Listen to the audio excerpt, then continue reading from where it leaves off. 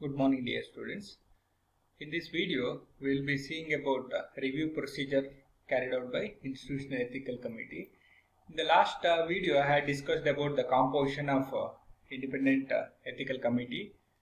So let us see how the review procedure will happen in Institutional Ethical Committee. Already you got experience with protocol preparation, and also you have submitted your protocol for Ethical Committee. So in ethical committee, based on the work what you have selected, so they will categorize your work based on the review.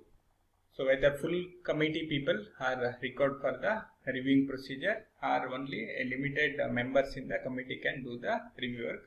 On what basis they are going to categorize the review procedure? So in today we will be seeing, because the proposal will be categorized into three types. So before research is initiated, the Institutional Ethical Committee should review every research proposals on human participants. As we know, the main function of this ethical committee is to safeguard the rights of human participants.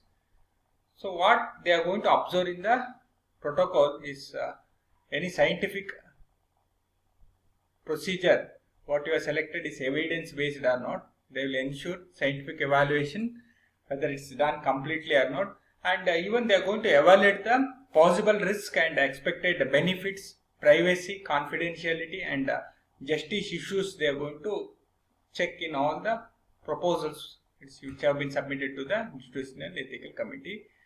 They do screening of proposals. The main member secretary or secretariat will take a lead in the screening of the proposals. So while screening, so they will categorize the proposals among one of the three types. Here review procedure in Institutional Ethical Committee can be categorized into three type of review. One is the expedited review, exempt form of review, and full review. So in today's video, we will be seeing in detail about each type of review.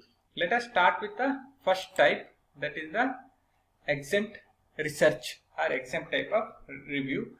So as the word exempt says, like from the review we can keep it out, but it is not the meaning here, because whatever the research work you have planned, so that should be get screened by the IRB committee, because they are going to categorize our proposal into exempt type by observing our protocol. Now the question comes whether exempt type of review require any reviewing from the IRB. IRB permission is required for exempt type of research.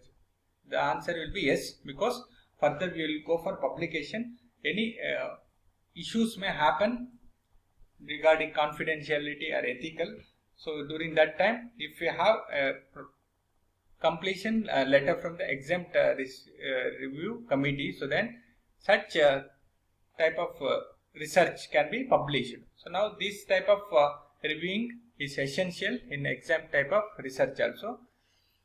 So now here registration process is not difficult. It is not very difficult, but less rigorous than expedited or full type of committee. In expedited or full committee review, so the procedure is a little bit tedious, but here exempt type it is very much easier. To qualify research, it must fall into 6 federally defined exempt categories. So in the next slides we'll be seeing about the 6 federally defined exempt categories. So these are the example, like what type of research they will come under the exempt type of research. So now these type of category, so they have lowest amount of risk to the potential subjects. So we can tell no risk or very low amount of risk can be observed under this type. So what type of work they may involve, like what the work you are taken for the project. Many of the project may comes under this category. So what work they are going to do, like either collection of the anonymous or publicly available data they may do, or they may conduct least potentially harmful research experiments. So let us see what are the examples of exempt research. Say for example, anonymous surveys or interviews may be an example for exempt type of issue. Passive observation of public behavior without collection of the identifiers, confidentiality will be maintained. This may comes under the exempt research, or it may be retrospective chart reviews or analysis of discarded pathological specimens without patient identifiers. Now overall, if you observe the example, you will come to know like there won't be any risk to the participants. So this comes under the exempt type of research. So the reviewer very easily they will review it and they will give permission. So review by one IRB member sometime in the consultation with the others. So now here among the quora, because for functioning minimum 6 members are required for giving a permission, but here no need of maintaining minimum quorum. So now here only one IRB members can consult. Sometime he may consult with the second person in the committee and himself he can give the permission. That's why it's considered as very easier. So no low risk and the only involvement of human subject will be in the categorized outlined in 45 CFR 46.101B. So under this regulation we can observe whatever the guidelines we have seen. So they comes under the exempt level of review. So now let us see what this CFR 46.101B says. Like briefly it can be described under the following categories. So here are a lot of examples which can explain us what is this exempt type of review.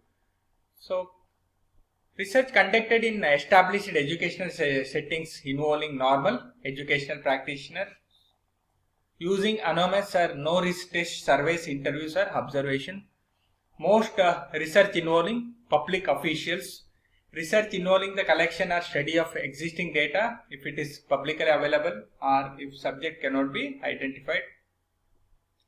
Research examining the public benefits or service programs, taste and food quality evaluation and customer acceptance studies. So all this comes under CFR 46.101B. So these are exempt level of review. So all type of research activity comes under the exempt type of review. Very easy to get the permission. So although subject consent always it is required. So the consent should be signed. Typically without signature it won't be recommended. So even identifying variables in other anonymous project should not be carried out. So now approval for exempt projects is good for 5 years unless the research decided to change the protocol. Within 5 years the proposal should be completed. If the researcher have to change the protocol, so then once again a review procedure is required. The validity is for 5 years. So most exempt level reviews are completed within 2 weeks after being received by the IRB from the department chair. So minimum time is required for reviewing also, because a single committee member will review within a week or 2 weeks the work. So now next we have exhibited level of review. Projects which are not eligible for exempt review may be eligible for exhibited review. Let us see what is this exhibited term means. Now exhibited means review by IRB chair and one or more experienced reviewer. So there only one IRB member is enough for giving the result. So but here in exhibited one or more reviewers may require, but here IRB chairman is required. So now this exhibited review involve only minimal risk here. So there is no risk or zero risk we are told here. Only minimal risk, does not include intentional deception, does not employ sensitive population or topics. So includes appropriate informed consent procedure also. So let us see what are the example under this, like collection of physical data through non-invasive procedures. Say for example height and weight, ECG, MRI, ultrasound, even sometimes moderate exercise impact if you are seeing, or a blood or other body fluid collection may comes under this, where only a minimal risk is involved. Other example like collection of hair, saliva or dental plaque samples, studies of blood samples from healthy volunteers, analysis of voice recordings, studies of existing pathological specimen with patient identifiers. So the full list of categories of research that may be reviewed as exhibited as can be found in 45 CFR 46.110. So the most expedited reviews are completed with approximately 3 weeks after being received by the IRB from the department chair. So next type of review we have, that is the accelerated review. So in the event of public health emergency, such as the investigation of disease outbreak or a disaster relief operation. The best example of a current situation of COVID we can consider, like it is also an health emergency. In such condition, accelerated review procedure will work. As you maybe wonder also, like how the vaccine have been came into the market in a fewer month of research work, because here even giving permission also it will become accelerated. That's why it's called as accelerated review procedure. So a protocol may be submitted for accelerated review, like very fastly the review procedure can be seen. Earlier also I said minimum 2 week to 1 week time they were taking for giving the permission.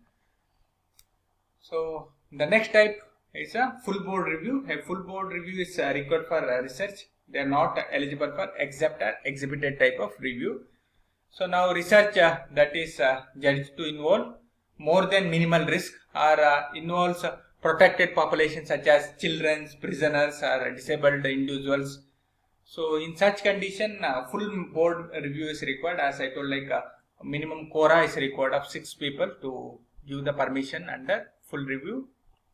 So individual intending to conduct research that requires a full board review should allow ample time to complete the review procedure. It's not like earlier 1 week to 2 week time you are taken, but here ample of time is required because all members should meet in a place. Sometimes physical presence of the researcher also required, and sometimes clarification via presentation also may be conducted in such conditions. So the following categories of research may require full IRB approval.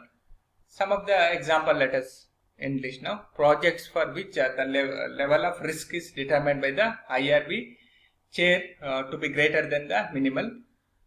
Now projects that involve the intentional deception of subjects such that misleading or untruthful information will be provided to the participants.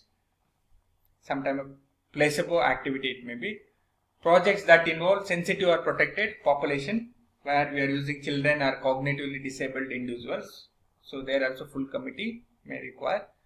Project that plan to use procedures that are personally instructive, stressful or potentially traumatic. Now here the stress can be physical, psychological, social, financial or legal it may be. So in such condition, full IRB approval is required. Now next is the continuing type of review. Since ethical approvals are provided to the studies for a limited period, the ERC review the progress of the study at a periodical intervals. Periodically also this institutional ethical committee, they have a work to review it, the progress in between. If any changes are required, so they may change also. In order to renew the approval, the WHO responsible officer should submit the necessary document to the ERC prior to the approval expiry. For extension, so they should submit once again the application. Once again the review can be seen. Let us see about the submission of the application. Application in a prescribed format along with the study protocol as prescribed in standard operating procedure of IEC concerned, to include among other details study titles, objectives, rationale for the study should be mentioned properly. Plan to withdraw or withhold standard therapies in the course of the research should be explained, and probable ethical issues what got encountered that should be discussed, and funding details should be given, because many times company people will be sponsoring such things should be explained properly. If company is sponsoring, many times if a company person is a primary investigator, such research work won't be permitted from the ethical because of the misuse. And agreement to the comply with the national and international GCP protocols for the clinical trial. So these are the content should be in the application before submission. So this data should be collected and it should be submitted, suppose in case if they want to extend the project.